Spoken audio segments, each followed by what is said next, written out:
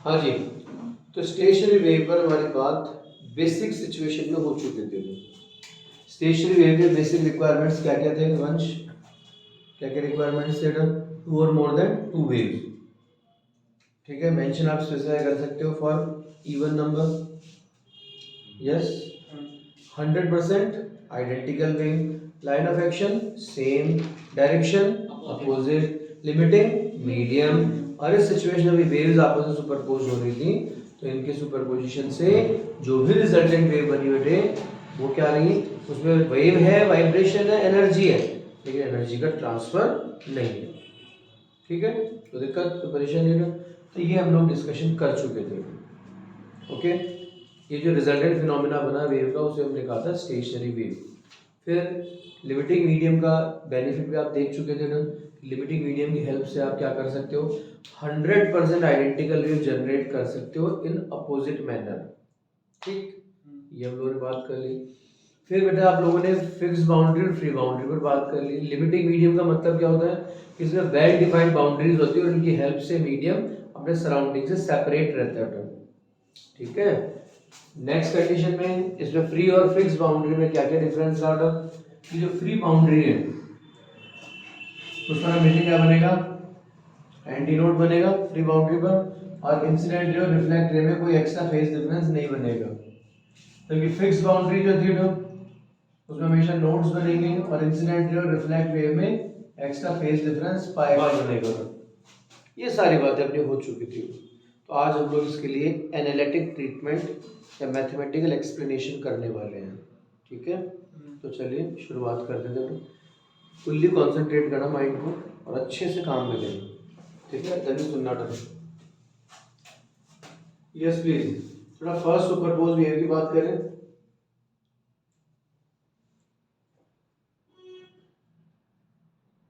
For first wave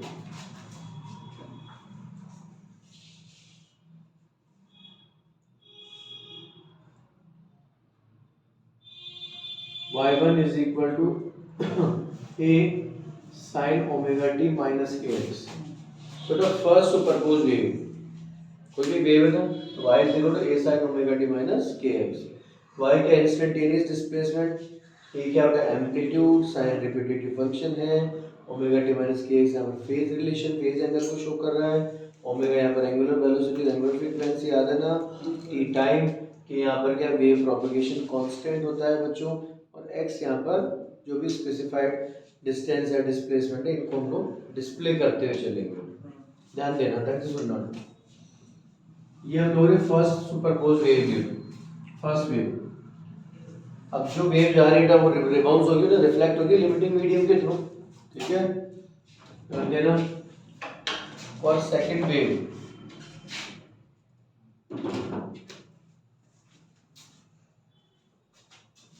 y2 a sin omega t plus k x. ध्यान से सुनना।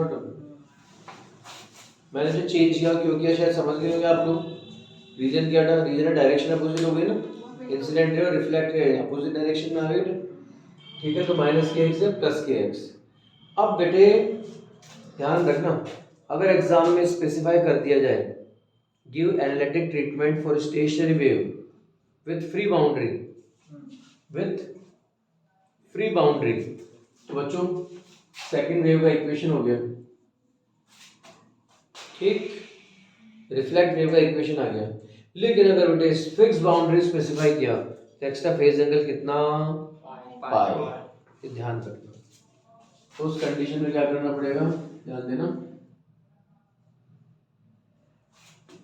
तो बच्चों फ्री बाउंड्री को तो समझ गए ना, फिक्स बाउंड्री में एक्स्ट्रा फेज डिफरेंस किसका आएगा? 5 पाई का आएगा। तो मैं फिक्स के लिए करवा देता हूँ आपको, ताकि थोड़ा सा परेशानी नहीं होगी। कि फ्री के लिए बस ये है कि पाई हटा दो और कुछ नहीं, मेरे साथ वो आसान रहेगा। तो मैं विथ पाई करवा रहा हूँ आपको, थोड़ा डिफिकल्ट पड़ेगा तो मैं आपको पहले क्लियर कर देता हूँ। ठीक है, तो दिक्कत नहीं। तो बेटा फिक्स बाउंड्री है, इस कंडीशन में इंसिडेंट रे और रिफ्लेक्ट रे के बीच में क्या रहेगा? Extra phase angle pi. Done है बच्चों? तो बच्चों ध्यान देना, y2 is equal to minus a sine omega t plus k x. क्या मैं ऐसा कर सकता हूँ? क्यों किया कि साइन पाई प्लस थीटा क्या आएगा माइनस साइन थीटा तो आएगा, थर्ड क्वाड्रेंट हो गया ना, पाई प्लस इसको थीटा ले लो, कुछ भी एंगल होगा 1 डिग्री 0.1 डिग्री कुछ भी, तो sine pi plus something that is third quadrant कितना हो जाएगा माइनस साइन पाई मतलब माइनस साइन थीटा। कोई दिक्कत कोई टेंशन पक्का? चलिए फिर माइनस साइन यूज हुआ। Principle of superposition, principle of superposition क्या कहता है ना, y is equal to y1 plus y2, याद है ना? Yes sir. तो रिजल्टेंट वेव जो बनेगी टर्म थोड़ा याद कीजिए, आपने काफी सारे डायग्राम बनाए थे, ये वेव वही तो बेटा रिबाउंड होगी नहीं, अगर रिजल्टेंट फिनोमेना बनेगा उस फिनोमेना की तरफ चल रहे हैं। तो प्रिंसिपल सुपरपोजिशन क्या कहता है y1 प्लस y2, ध्यान देना अच्छे से, y1 कितना है बच्चों a sin omega t minus k x plus y2 कितना है minus a sin omega t plus k x, yes और नो? Yes sir. ध्यान से सुनना अच्छे से ढंग से। हाँ जी, y is equal to a common ले लो, sin a minus b use कर रहा हूँ मैं, सामने देखिए सिर्फ सुनिए, sin omega t cos k x minus cos omega t sin k x sin a minus b, याद है ना, sin a cos b minus cos a sin b, done है सबके दिमाग में, दिक्कत वाली बात नहीं, minus sin a plus b sin omega t cos k x minus cos omega t sin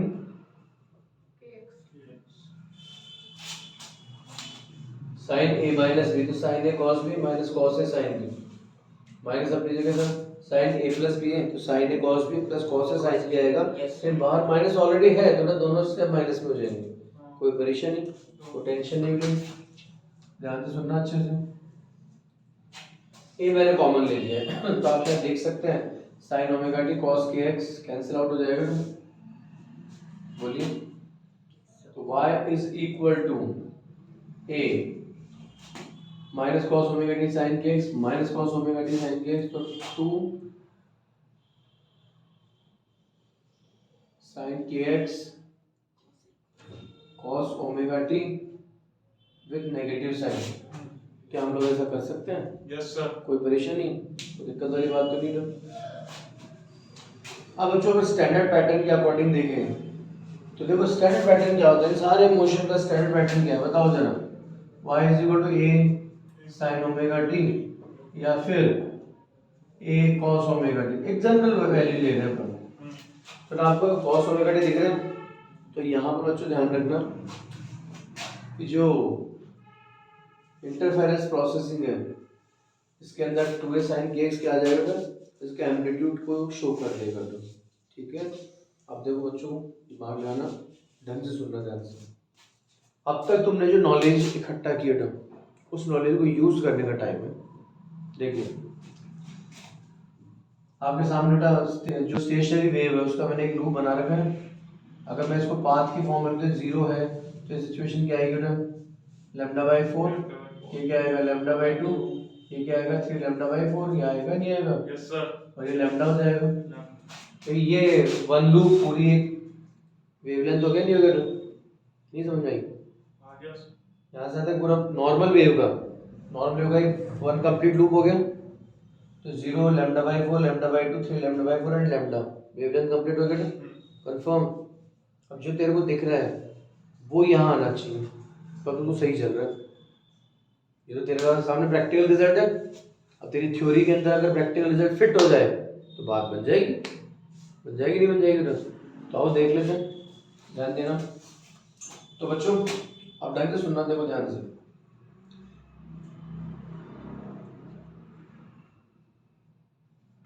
for nodes मतलब मिनिमाज, नोड्स मतलब जीरो डिस्प्लेसमेंट,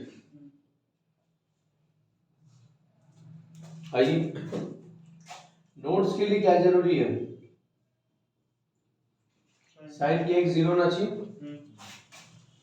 नोट्स के लिए, डिस्प्लेसमेंट क्या होना चाहिए जो जीरो, ठीक है, तो दिक्कत वाली बात तो नहीं। तो साइन के एक्स क्या होना चाहिए जीरो। अब साइन के लिए जीरो कब आती है, सोच के बताना आराम से तसल्ली से। साइन के लिए जीरो कब आती है, साइन जीरो, फिर पाई, 2 पाई, 3 पाई, 4 पाई, 5 पाई, इन सब पर जीरो आती नहीं आती साइन के लिए, दिमाग में है ना। साइन 0 डिग्री क्या होता है, जीरो। साइन 2 पाई, 4 पाई, 6 पाई, 8 पाई सब जीरो ही रहेंगे। साइन पाई कितना होता है, जीरो, माइनस जीरो तो हो नहीं सकता, तो sign 3 pi, 5 pi, 7 pi, 9 pi and so. हाँ या ना, यस सर। इन सब पर साइन जीरो है। आइए तो साइन के एक्स कितना जीरो, तो साइन के एक्स जीरो इसका मतलब साइन n पाई हो गया। साइन के लिए जीरो कब आ रही है बच्चों, आराम से सोचो, साइन के लिए जीरो कब आ रही है, जीरो पर, फिर पाई पर, फिर 2 पाई, 3 पाई, 4 पाई एंड सो ऑन। तो इसको मैं इन शॉर्ट n पाई लिख दूं। Yes sir. n के रखते जाओ, 0 1 2 3 4 5 सब सारे वैल्यूज आ जाएंगे, आ जाएंगे नहीं आ जाएंगे, तो कोई दिक्कत नहीं।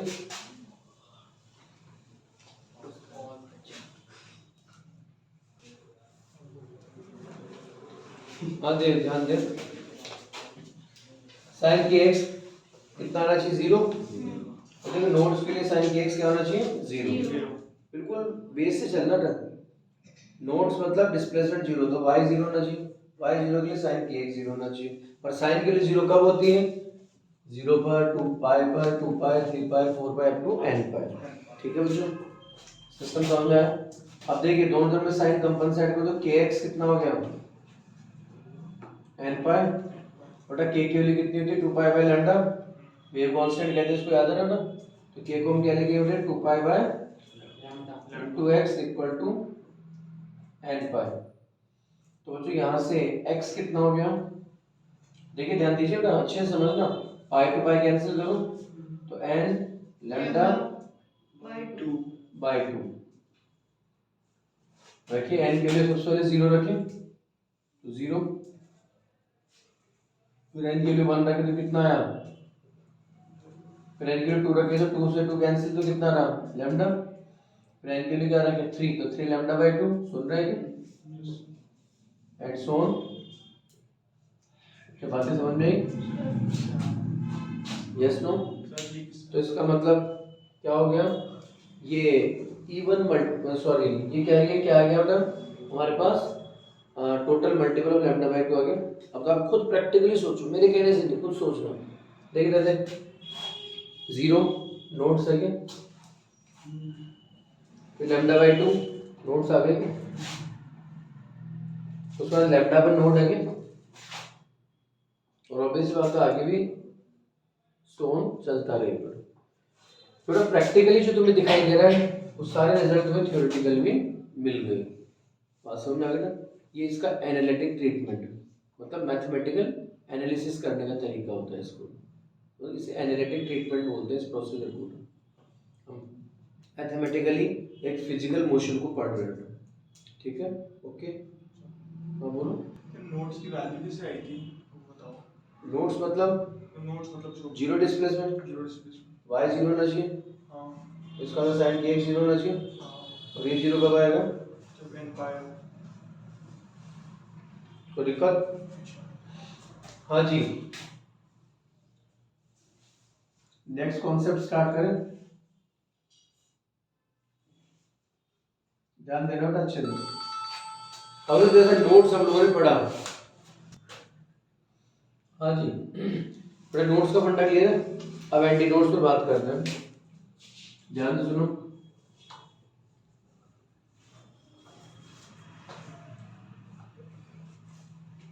Anti notes means maximum displacement, yes sir. तो y मैक्स होना चाहिए, yes yes sir. y max होगा तो इसका मतलब sin kx मैक्सिमम होना चाहिए। तो ध्यान देना, देखो ढंग से, नोट्स के एंटी नोट्स के लिए sin kx मैक्सिमम होना चाहिए, यस। देखो सामने देखो ना, अप साइड मैक्सिमम तो डाउन साइड मैक्सिमम अलाउड है ना, यस सर। यस तो सर। साइन के लिए प्लस माइनस 1 होनी चाहिए, यस सर। तो प्लस 1 है minus 1, yes sir. Yes magnitude wise, okay, up side maximum तो डाउन साइड में मैक्सिमम है। साइन की वैल्यू +1 पे अलाउड है तो -1 पे अलाउड है। अब साइन की वैल्यू +1 कहाँ होती है ना, बताओ जरा। π/2 यहाँ पर कितना आ जाएगा, 3π/2। समझ रहे हो, देखो 0 π/2 पाई 3π/2 तो 2π, 2π के बाद यहाँ कितना आएगा 5π/2, होगा नहीं होगा? Yes sir. 90 + 90 + 90 + 90 + 90 तो 5π/2, then 6 और ये 7 7π/2, then 8, then 9π/2। सुन रहे हो, इन सारी वैल्यू तो +1 रहेगा तो इन पर -1 रहेगा। काम कर रहा है माइंड अच्छे से। अब देखो फिर से ध्यान देना, मैं इसको तुम्हें डायरेक्ट अगर याद करवाता रटवाता तो तुम्हें दिक्कत आती थी, लेकिन मैंने आपको ना रटवाने की बजाय मैंने आपको बहुत सिंपल वे में लेके चल रहा हूँ। और प्रैक्टिकली देख, ये मैं करवा तुम्हें प्रैक्टिस इसीलिए करवा रहा हूँ ताकि आपको दिक्कत ना महसूस हो। दिमाग से निकल भी गया तो बेटा तू उस वैल्यू को अटेम्प्ट कर सकता है अगर इस तरह से चलेगा तो, ठीक है? कोई दिक्कत नहीं, ध्यान देना अच्छे से।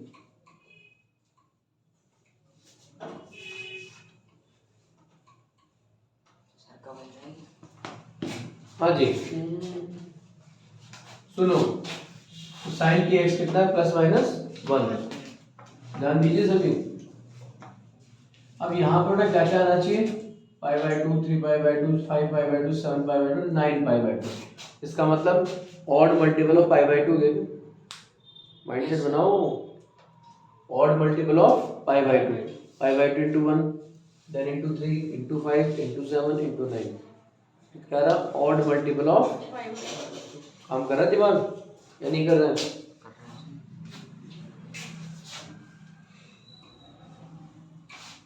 हाँ जी, तो ऑड मल्टीपल ऑफ π/2 समझ गए? 2 and -1 π/2 ले, and start from 1 and so on। Check कर लो एक बार में, n की वैल्यू 1 रखे तो 2 1 जा 2, 2 -1 तो 1 π/2 आ गया, +1 आ गया। फिर n की वैल्यू 2 रखे, 2 into 2 4, 4 -1 तो 3, 3π/2 -1 आ गया। फिर 3 2 जा 6 -1 तो 5π/2, अगेन +1 आ गया। कोई दिक्कत? देखिए सुनिएगा,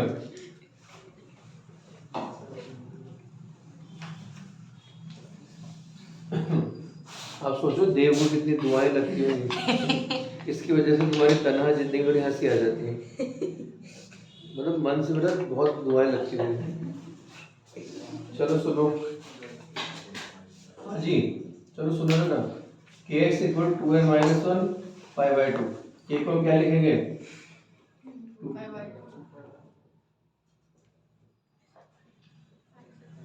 बेटा पाई कैंसिल करें तो x कितना रहा बच्चों, 2n - 1 λ/4। बोलो यस सर। 2n - 1 लैम्डा और 2 into 2 4 हो गया, ठीक है?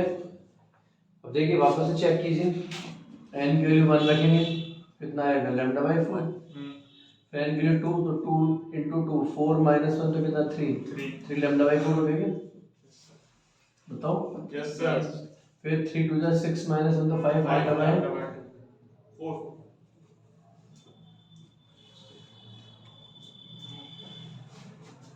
एक बार प्रैक्टिकली चेक करो, सामने देखो, ध्यान दो।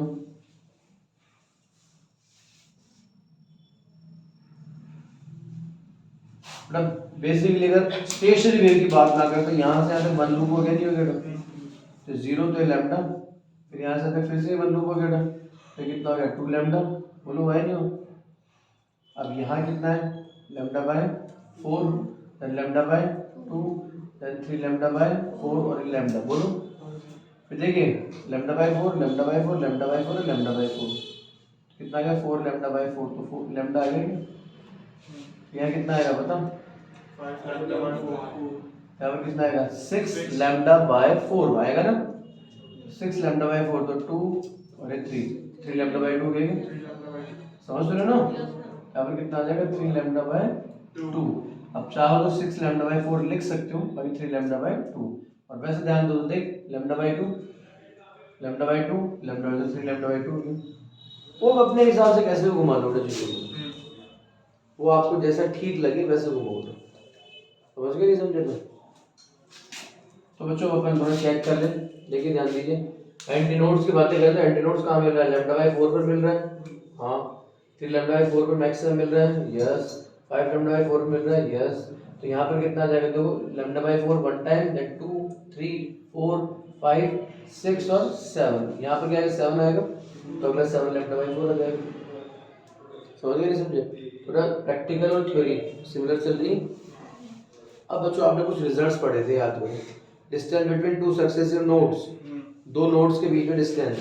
तो देखिए नोड्स के लिए शर्त है तुम्हारे सामने, तो कोई भी दो सक्सेसिव नोड ले ले, गैप कर ले। लैम्डा बाई 2 माइनस 0 तो कितना आएगा? लैम्डा बाई 2 आएगा। Lambda minus lambda by 2 again lambda by 2 आएगा। देखो समझ रहे हो? ये नहीं कि तू समझ इसको और इसको माइनस कर दे, सक्सेसिव की बात करे, फिर तू उठ के आ जाए कि सर ये क्या हो गया, है ना? बात समझ आ रही ना? ऐसे टू सक्सेसिव एंटी नोड्स के बीच में गैप देख लो। ओके, तो दिक्कत तो परेशान नहीं था। हाँ जी, ये था हमारे पास एनालिटिक ट्रीटमेंट कंप्लीट। ओके, हाँ बच्चों देखिए ऑर्गन पाइप की हम बात कर रहे हैं। देव थोड़ा वेव पर ध्यान दो, सुनो अच्छे से सुनना। ऑर्गन पाइप बेटा, ऑर्गन पाइप क्या है? ये fine bore hollow pipe, fine bore hollow pipe. Fine bore का मतलब प्रॉपर ड्रिल किया हुआ पाइप है ना, अंदर से कंप्लीटली हॉलो है, ध्यान रखिएगा, ठीक है। तो फाइन बोर हॉलो पाइप है, उसे कहते हैं ऑर्गन पाइप। अब ये जो ऑर्गन पाइप है, इसका जो क्रॉस सेक्शन है या क्रॉस सेक्शन डायमीटर है, क्रॉस सेक्शन रेडियस है, वो लेंथ के कंपैरिजन में काफी कम है, ठीक है। वेरी स्मॉल कह सकते हैं, नेग्लिजिबल मत कहना। नेग्लिजिबल कहे तो हम लोग कैपिलरी ट्यूब में चले जाएंगे। तो कैपिलरी ट्यूब भी याद कीजिए, फाइन बोर हॉलो पाइप का हॉलो ट्यूब भी थी। कैपिलरी ट्यूब भी क्या था? फाइन बोर हॉलो सिलेंडर था, और ये भी फाइन बोर हॉलो सिलेंडर ही है। लेकिन डिफरेंस क्या है? कैपिलरी ट्यूब में जो क्रॉस सेक्शन डायमीटर है वो लेंथ के कंपैरिजन में नेग्लिजिबल था। यहाँ पर क्रॉस सेक्शन डायमीटर होगा, बेटा ये क्रॉस सेक्शन डायमीटर है, ये जो रेडियस है वो लेंथ के कंपैरिजन वेरी स्मॉल है, नो डाउट, लेकिन नेग्लिजिबल नहीं कह सकते थे। अब इसका अगर हम लोग सिंपल सा एक एग्जांपल ले, थोड़ा जो फ्लूइड होती है, फ्लूइड होती है, इसका एक बहुत ही बेसिक सा एग्जांपल। तो फ्लूइड में क्या होगा? जो क्रॉस सेक्शन डायमीटर है, जो रेडियस है, वो लेंथ के कंपैरिजन में बहुत कम है, नो डाउट, इसमें कोई एक्सक्यूज वाली बात नहीं है, लेकिन नेग्लिजिबल नहीं कह सकते आप उसे, ठीक है। तो ये अगर आपने अपना प्रैक्टिकल में रेजोनेंस ट्यूब का प्रैक्टिकल किया है, तो रेजोनेंस ट्यूब में एक जो स्टील का होलो पाइप होता है, वो भी ऑर्गन पाइप का बेस्ट एग्जांपल है। समझ गए नहीं समझे? तो ये कुछ खास चीजें नहीं, बहुत सिंपल चीजें हैं, टेंशन ना लें। ऑर्गन पाइप का मीनिंग समझ आ गया ना? ये बेटा ऑर्गन पाइप में, ऑर्गन पाइप क्या है? एक फाइन बोर होलो ट्यूब है, जिसमें हम लोग किसी भी तरह का साउंड मैनेज कर सकते हैं। ओके, तो दिक्कत कोई परेशानी नहीं। चलिए बहुत ही बढ़िया है। ये क्या है बच्चों? क्लोज ऑर्गन पाइप और ओपन ऑर्गन पाइप, ये दो पार्ट बनते हैं इसके अंदर, close organ pipe and open organ pipe, ठीक है। क्लोज ऑर्गन पाइप बेटा, ये जो होलो ट्यूब है इसका वन एंड ओपन है और वन एंड क्लोज होगा, वन ओपन वन क्लोज। और ओपन ऑर्गन पाइप में क्या होगा? बोथ एंड्स ओपन होंगे, क्लियर है? कोई टेंशन कोई दिक्कत वाली बात नहीं। यहाँ पर हमेशा क्या होगा? जो साउंड वेव है वो स्टेशनरी वेव की फॉर्म में मैनेज होगी। साउंड वेव किस फॉर्म में मैनेज होगी? स्टेशनरी वेव की फॉर्म में मैनेज होगी, ठीक है। कोई भी साउंड सोर्स, वाइब्रेटिंग सोर्स या ट्यूनिंग फॉर्क वगैरह आप रखते हैं ना, एक ट्यूनिंग फॉर्क है उसको वाइब्रेट करके उसका ओपन एंड पर रखते हैं। तो बच्चों यहाँ पर जैसे आपने कोई साउंड सोर्स रखा होगा तो साउंड वेव जनरेट होगी ना, और ये जो साउंड वेव अंदर जाएगी ना, दिमाग लगा, जो साउंड वेव इनिशियली इस पाइप में एंटर होगी तो वो जो वेव है वो यहाँ प्रोपगेट या प्रोग्रेसिव वेव होगी, प्रोग्रेसिव फॉर्म होगी, मतलब एनर्जी को ट्रांसफर करेगी। तो इनिशियली क्या था? इनिशियली ये लॉन्गिट्यूडनल प्रोग्रेसिव वेव बनी। अब ये लॉन्गिट्यूडनल प्रोग्रेसिव वेव जैसे ही जाएगी और प्लस के जो भी डेड एंड है वहां से रिबाउंस होकर वापस आएगी, तो वहां से रिफ्लेक्ट होकर वापस आएगी, तो 100% आइडेंटिकल वेव अपोजिट डायरेक्शन मिल गई है ना आपको। तो 100% identical wave in opposite direction, तो 100% आइडेंटिकल वेव अपोजिट डायरेक्शन में आपको मिली। और इन दोनों वेव्स के जैसे ही सुपरपोजिशन होगा ना, ठीक है, तो सुपरपोजिशन होने से क्या हो जाएगा ना, लॉन्गिट्यूडनल स्टेशनरी वेव तैयार हो जाएगी। क्या तैयार हो जाएगी ना, लॉन्गिट्यूडनल स्टेशनरी वेव। इनिशियली क्या बनेगी, लॉन्गिट्यूडनल प्रोग्रेसिव वेव, जैसे रिफ्लेक्ट होकर सुपरपोजिशन होगा, और सुपरपोजिशन से लॉन्गिट्यूडनल स्टेशनरी वेव बनेगी। तो ध्यान रखना तो ऑर्गन पाइप्स में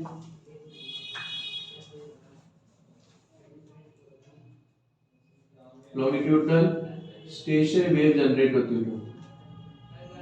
कौन सी जनरेट होती है ना, लॉन्गिट्यूडनल स्टेशनरी वेव। ध्यान रखिएगा अच्छे से, लॉन्गिट्यूडनल स्टेशनरी वेव, ठीक है, ओके। अब कुछ बेसिक चीजें हैं ना, this is close organ pipe, this is open organ pipe.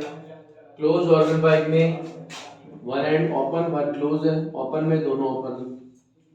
अब देखिए ध्यान दीजिए, जो ओपन ऑर्गन, जो ओपन माउथ होगा इसका टर्म, ओपन एंड होगा, ओपन एंड कैसा बिहेव करेगा, ऐसे फ्री बाउंड्री कैसा बिहेव करेगा, और जो क्लोज एंड हो कैसा बिहेव करेगा, ऐसे फिक्स बाउंड्री। क्लियर करना, ओपन एंड कैसा बिहेव कर रहा है, फ्री बाउंड्री। तो फ्री बाउंड्री में क्या होता है हमेशा, एंटीनोड, याद है, फ्री बाउंड्री में क्या होगा, ऑलवेज एंटीनोड्स बनेंगे। अब जो क्लोज एंड है वो कैसा बिहेव कर रहा है, फिक्स बाउंड्री। तो फिक्स बाउंड्री में क्या बनेगा, नोड्स। बोलो समझे क्या, यस सर। ये चीजें याद रखना, तो काम आएगी। टॉपिक बहुत सिंपल है, एक्सट्रीमली इजी टॉपिक है ना, बस एक बार ढंग से समझ लो। एक बार अगर अच्छे से समझ गया ना, तो फिर देखो इससे आसान टॉपिक कोई नहीं होगी। बेटा एक बार रिपीट हो जाता है कि बच्चों को वैसे याद हो जाए, वो कोशिश नहीं करे ना याद करने की, तो बच्चों को याद हो जाएगा। इतना इजी टॉपिक समझ लो आप। वो एंटीनोड है वो पुल लगा दो। जो ओपन एंड होगा वहां पर हमेशा एंटीनोड बनेगा, और क्लोज पर हमेशा नोड बनेगा, याद रखिएगा ना। अब बच्चों मैं आपको इसका कैलकुलेशन पार्ट की तरफ लेके चल रहा हूँ, ठीक है। तो कैलकुलेशन पार्ट में ध्यान देना, ढंग से सुनना होगा। सुनिए बच्चों, सबसे पहले क्लोज ऑर्गन पाइप को हम फ्री कर रहे हैं, फुल्ली कॉन्सेंट्रेट करना, ध्यान देना, अच्छे से सुनना होगा। केस फर्स्ट, बेटा क्लोज ऑर्गन पाइप में जो मिनिमम पॉसिबल फ्रीक्वेंसी है वो क्या बन सकती है, ये हम लोग देख रहे हैं।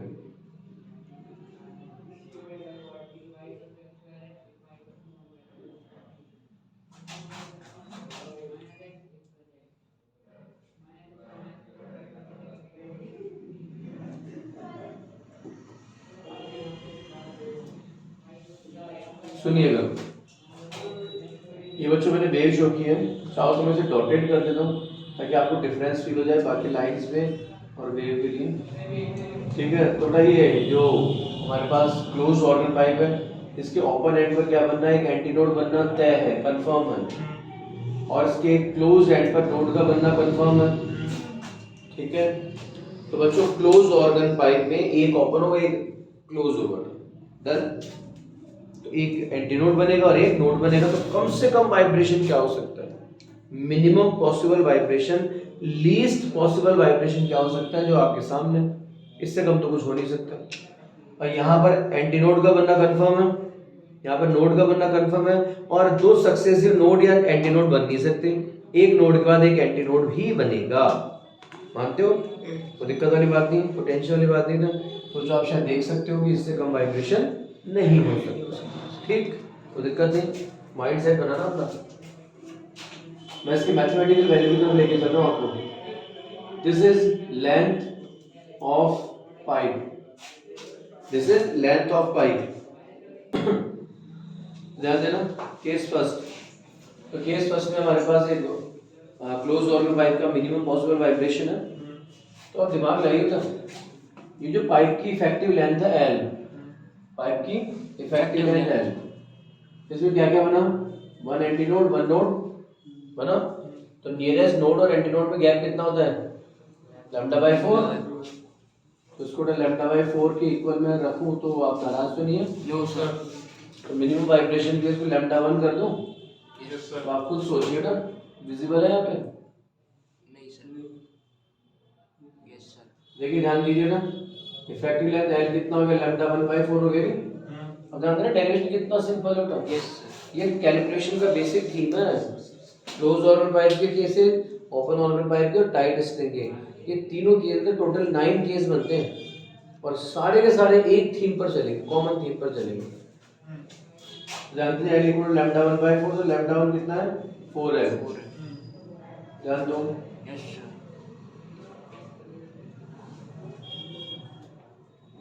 Velocity of wave, stationary wave, तो वेलोसिटी का बेसिक फॉर्मूला क्या था, v is equal to nu lambda, जानते हो नहीं जानते हो? आपने केमिस्ट्री में कई बार सुना होगा, c is equal to nu lambda. Yes, yes sir. Sir. Planck's को। स्पीड ऑफ लाइट, न्यू क्या फ्रीक्वेंसी और लैम्डा क्या वेवलेंथ। कभी फील किया है कैसे है, पूछा नहीं, पूछा कभी? देखिए सुनिए, ये क्या है, वेव का वन लूप हो गया क्या? तो वन लूप में जो डिस्प्लेसमेंट कवर किया हो गया वेवलेंथ, और वन लूप में जो टाइम कंजम्पशन होता है क्या होता है, टाइम पीरियड। तो बेटा वेलोसिटी c या v जो भी तुम रिप्रेजेंट करना चाहो, तो velocity equal to displacement upon time आता है नहीं आता है? Displacement upon Time. थोड़ा वन लूप में डिस्प्लेसमेंट कितना कवर किया, लैम्डा, और टाइम कंजम्पशन कितना, t। 1/8। ठीक है, और 1/2 क्या लिख सकते हो, फ्रीक्वेंसी। Frequency. तो c is equal to nu lambda है, v is equal to lambda, इस तरह से आता है। Yes, sir. समझ गए, कोई दिक्कत नहीं। v equal to nu lambda basic है, न्यू 1 लैम्डा 1, तो न्यू 1 कितना आ जाएगा, v अपॉन लैम्डा 1, और v की वैल्यू कितनी है, 4l, लैम्डा 1 कितना आ जाएगा, 4l, सॉरी, तो न्यू 1 कितना आ गया, v अपॉन 4l। समझे या नहीं समझे? तो Yes, sir. This is known as basic tone. क्या बोलते हैं इसको, बेसिक टोन। और first harmonic,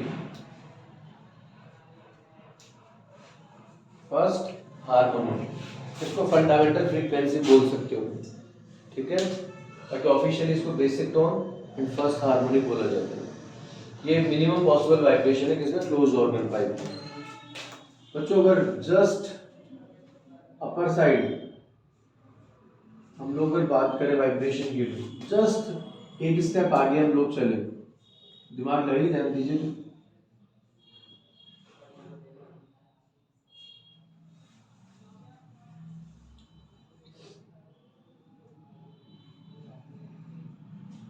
just one step further अगर मूव करें तो यही पॉसिबल है। कैसे, यहाँ पे क्या था 180 नोड 1 नोड, यहाँ पे क्या आ जाएगा 290 नोड्स एंड 2 नोड्स। क्या जो मैं कह रहा हूँ समझ में आ रहा है? Yes, sir. इससे अपर फ्रीक्वेंसी यही पॉसिबल है, सहमत हो? तो दिक्कत नहीं ना। देन जो इफेक्टिव लेंथ है L, ध्यान दीजिए अच्छे से, दिस इज λ/4, अगेन λ/4, अगेन λ/4, तो टोटल 3 λ/4 हो गए। Yes, sir.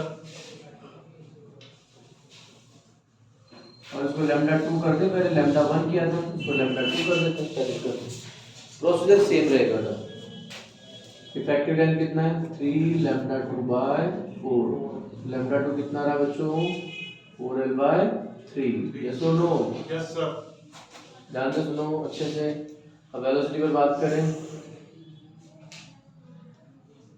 v is equal to nu 2 λ2, nu 1 λ1, nu 2 λ2, then nu 2 कितना रहा, v अपॉन λ2, λ2 कितना है 4l/3, v अपनी जगह था 4l/3 को टॉप पर ले जाऊं, ये लीजिए, then nu 2 is equal to 3 nu 1 हो गया क्या, Yes, sir. This is known as first overtone and third harmonic. याद रखना इस बात को, बहुत सिंपल है, ये फिर भी एग्जाम मार्क्स गड़बड़ कर देगा ना, आपके रन रेट बिगाड़ देगा। क्यों? क्योंकि इसमें क्या होगा, एग्जाम में न्यूमेरिकल में खासकर जानबूझ के फर्स्ट ओवरटोन। अब सिंपल है यार, क्या दिक्कत है, फर्स्ट ओवरटोन तेरे क्लिक नहीं किया तो रह जाएगा क्वेश्चन, ध्यान रखना, ये प्रॉब्लम है यहाँ पे। अब बेटा इसको याद करने का तरीका देखो, सुनो। टोन जो टर्म ना, TON, टोन, टोन में तो क्या बेसिक मतलब बिल्कुल सीक्वेंस चलेगा। मिनिमम बेसिक टोन आएगा, यही नहीं हमेशा, हमेशा। फिर उसके बाद में कोई भी फ्रीक्वेंसी हो, कितनी भी ज्यादा कितनी भी कम, उसके जस्ट अपर फ्रीक्वेंसी को फर्स्ट ओवरटोन कहेंगे, उसके बाद second overtone, third overtone, fourth overtone and so on. तो टोन तो सीक्वेंस में चलेंगे, बेसिक 1 2 3 4 5। लेकिन जो हार्मोनिक टर्म है ना, ये मल्टीपल में चलेगा, याद रखना इस बात को। अब जैसे मान लीजिए इससे जस्ट ऊपर वाली फ्रीक्वेंसी U1 का U2 था, लेकिन हार्मोनिक कितना का, थर्ड हार्मोनिक, सेकंड हार्मोनिक नहीं का, क्योंकि ये मल्टीपल की फॉर्म में चलेगा। अगर यहाँ पर सपोज U2 2 U1 होता तो इसको अपन सेकंड हार्मोनिक बोलते। सपोज अगर यहाँ 5 U1 तो इसको फिफ्थ हार्मोनिक बोल देते। तो हार्मोनिक हमेशा मल्टीपल की फॉर्म में चलेगा, जबकि टोन तो सीक्वेंस में ही चलेगा। ठीक है। अब जो अगर इसी सीक्वेंस में हम लोग जस्ट अपर फ्रीक्वेंसी और ले लें, ध्यान से सुनना अच्छे से।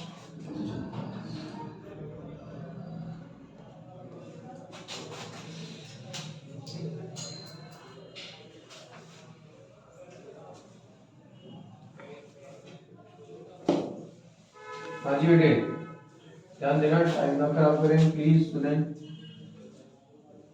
बच्चों। एंटीनोड अब इस बार 3 हो गए क्या? अब बच्चों दिमाग लगे, नोट्स भी 3 हो गए क्या बच्चों, बोलो। Yes, sir. तो जो टोटल लेंथ है बेटा, दिमाग लगे, by 4 then by 4 by 4 by 4 by 4, ये lambda by 4, again lambda by 4, again lambda by 4, lambda by 4, lambda by 4, कितना आ गया? 5 लैम्डा 3 बाय 4 कर दूं? Yes, sir. लैम्डा 3 कितना आ गया? 4l bye 5। Yes, sir. Velocity की बात करें ना, तो v is equal to nu3 lambda 3, और nu3 कितना है? v अपॉन लैम्डा 3, और लैम्डा 3 कितना है बच्चों? 4l बाय 5, तो 4l बाय 5 ऊपर शिफ्ट कर दें, Yes, sir. Potential. No, sir. तो nu3 कितना आ गया? Yes. v अपॉन 4l को क्या लिखेंगे? nu1 लिखेंगे ना।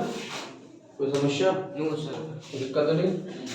तो इस सीक्वेंस में अगर हम लोग थोड़ा भी दिमाग लगाएं तो इसको हम लोग क्या बोल देंगे बेटा? Second overtone.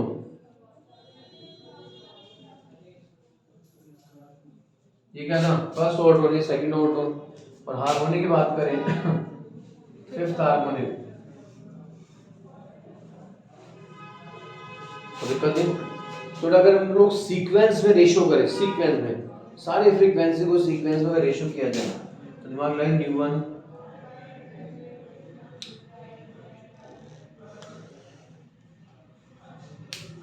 क्या रहा? 1:3:5. Yes. पूरा अगर सारी फ्रीक्वेंसी को रेशियो करें तो कितना रहा? 1:3:5 एंड सो ऑन। तो यहाँ पर ओनली ऑड फ्रीक्वेंसीज है, इवन नहीं है। वैसे ध्यान रखना, इस कंडीशन में जो वॉइस की रिदम होती है, जो टोन होती है, बहुत अच्छी नहीं लगती हमें। प्रॉपर म्यूजिक नहीं बन पाता इन चीज़ों से। क्लोज ऑर्गन पाइप से कभी भी प्रॉपर म्यूजिक नहीं बन पाएगा। ये वॉइस हमें सुनने में अच्छी नहीं लगेगी ज़्यादा। उससे रिदम यहाँ पे क्या होता है? रिदम प्रॉपर नहीं हो पाता है, ओनली ऑड मल्टीपल्स चलते हैं। समझ लो? Yes sir. कोई दिक्कत, कोई परेशानी वाली बात नहीं। हाँ बेटे, तो ओपन ऑर्गन पाइप पर बात शुरू कर रहे हैं। ठीक है। ओपन ऑर्गन पाइप में दोनों एंड्स कैसे रहेंगे? ओपन। Open. ध्यान देना अच्छे से, प्रॉपरली दिमाग लगाना।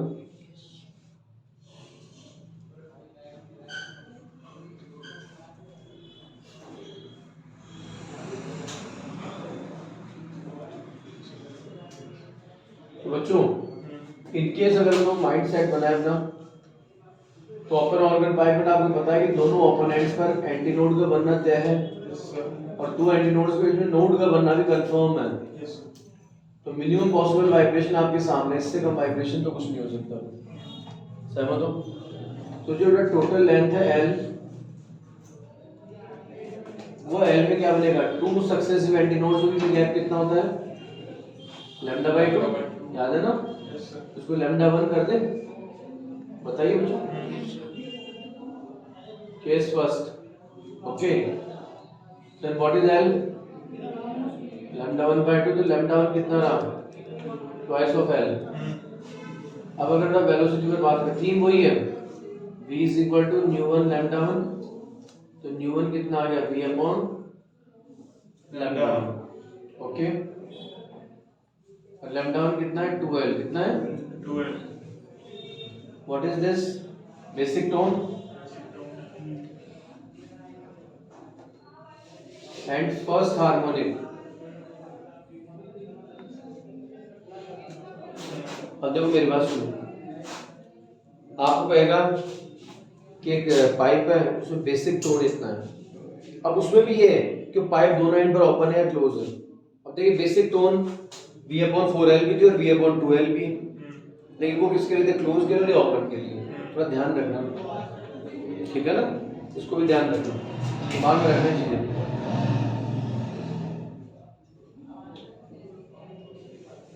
केस सेकंड ढंग से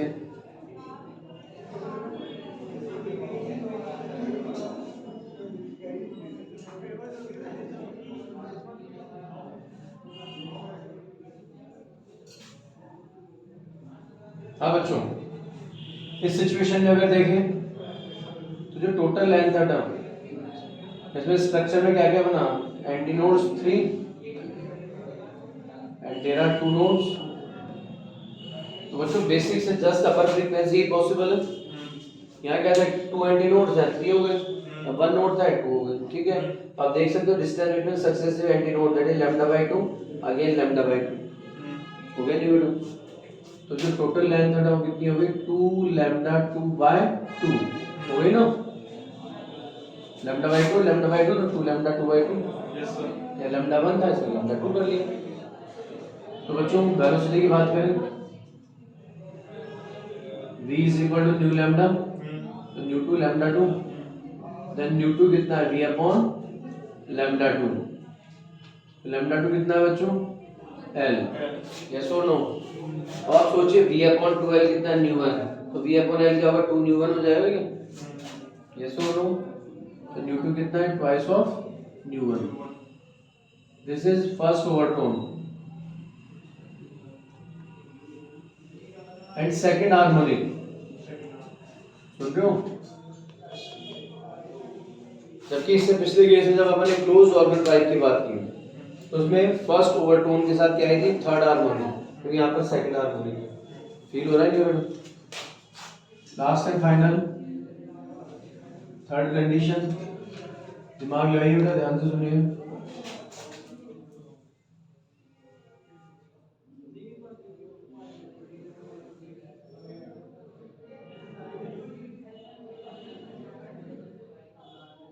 हाँ जी, तो जो टोटल इफेक्टिव लेंथ है ना, आप देख सकते हो ना, एंटीनोड्स कितने हो गए, 4, और नोड्स कितने हो गए बच्चों, 3। तो फील कर सकते हैं, Yes, sir. Lambda by 2 lambda by 2 lambda by 2, and total length कितनी हो गई, 3 lambda 3 by 2, yes, lambda 1 lambda 2, तो लैम्डा 3 ले लिया। Yes, sir. लैम्डा 3 कितना है, 12 बाय 3, 3. वेलोसिटी कितना हो जाएगा, न्यू 3 लैम्डा 3, देन न्यू 3 कितना है, v अपॉन लैम्डा 3, तो लैम्डा 3 कितना है बच्चों, 12 बाय 3, लैम्डा 3 कितना है, 12 बाय 3, बाय 3 ऊपर शिफ्ट कर दें, and this is 3 nu 1, v upon 12 कितना न्यू 1 है। तो बच्चों ये क्या है बताइए, second overtone Yes, sir. And third harmonic. Harmonic. Harmony. तो अगर सीक्वेंसिंग में हम लोग इनको रेशियो करें, ठीक है, क्या आएगा, 1:2:3 आ गया क्या, Yes, sir. न्यू 1 न्यू 2 कितना, 2 न्यू 1 न्यू 3 कितना, 3 न्यू 1, तो 1:2:3। इसका इसमें इवन और ऑड दोनों टोन्स है, इवन और ऑड सॉरी दोनों हार्मोनिक्स है, तो इसमें क्या होगा, साउंड का रिदम बहुत अच्छा रहेगा, बहुत अच्छा रहेगा, और ये वॉइस हमें सुनने में भी अच्छी रहेगी। बात समझ आती है ना। अब इसका बेस्ट एग्जांपल कौन है, फ्लूट। ओपन ऑर्बिट पाइप का बेस्ट एग्जांपल क्या है, फ्लूट। तो फ्लूट की टोन आपको बहुत अच्छी लगती है सुनने में, रहती नहीं रहती।